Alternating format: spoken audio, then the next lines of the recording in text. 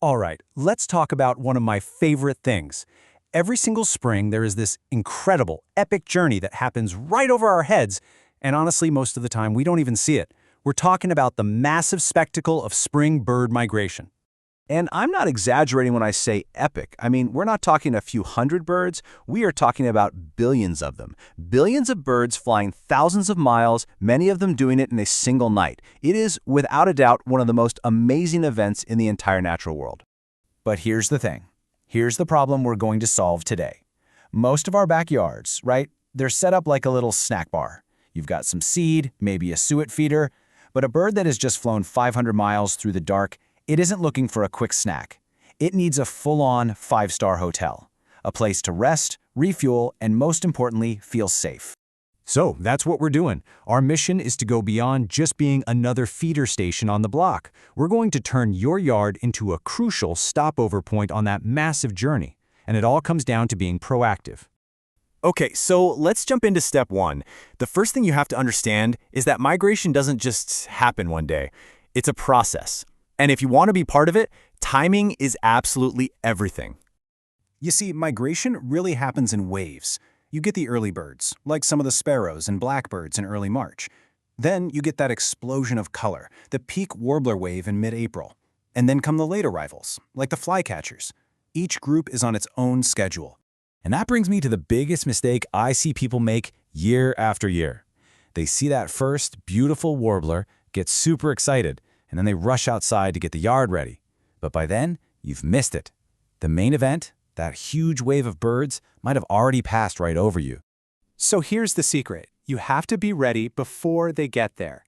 The key is to give yourself a 2-week head start before migration really kicks off in your area.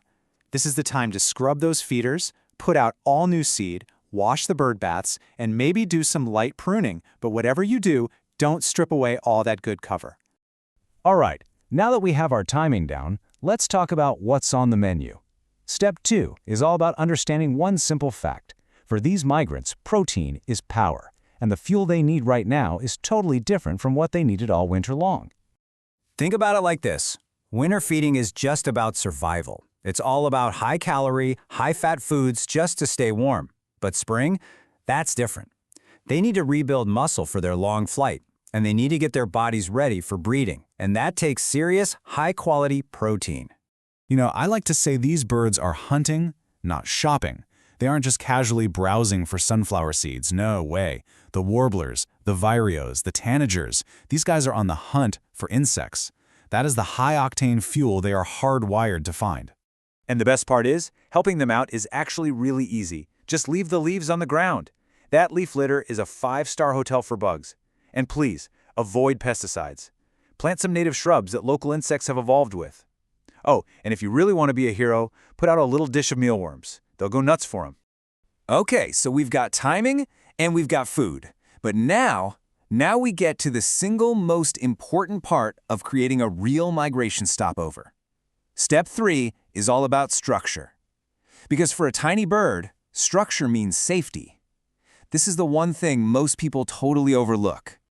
So let me just ask you this. Picture a tiny little bird that has just flown for 8 hours straight through the pitch-black night. What is the number one thing it needs the second it lands in your neighborhood? It's not food. It's not even water. It's safety. Its first instinct isn't to find something to eat. It's to find a place to hide, to rest, to catch its breath, and to not get eaten by a hawk. Its entire survival depends on finding that safe spot, fast.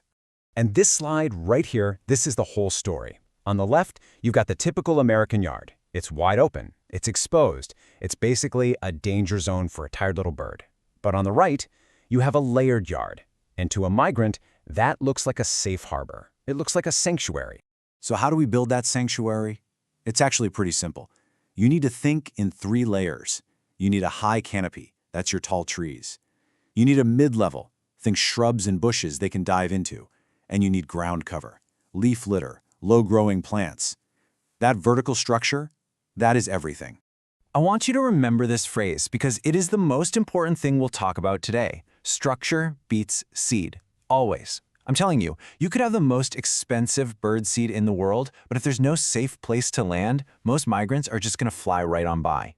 Okay, we've built a foundation with that all-important structure. Now let's add the final 2 touches that will make your yard completely irresistible. Let's talk about water and weather. And there's some really cool science behind this. A bird bath is great, but the real secret is moving water. It's something called acoustic attraction. The sound of dripping or flowing water acts like a magnet. Birds can hear it from way farther away than they could ever see or smell your feeders.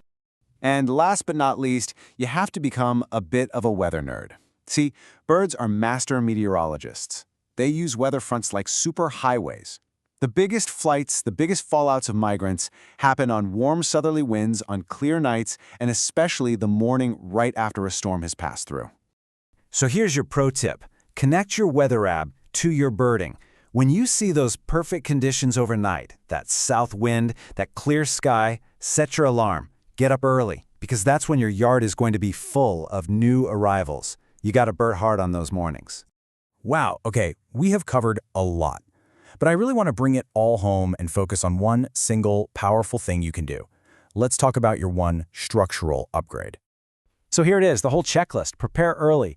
Add protein by supporting insects. Provide that clean moving water. Watch the weather. All super important. But look at number 3, the one we've highlighted. Building vertical layers. That is the absolute game changer. That's the foundation that makes everything else we talked about actually work.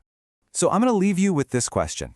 Because seeing these amazing birds in your yard isn't about luck. It's about preparation. So before that peak wave of migrants hits your region, what is the one structural upgrade you're going to make? Maybe it's one native shrub. Maybe it's a new brush pile. What's the one thing you're going to do to turn your yard from a snack bar into a true, welcoming stopover?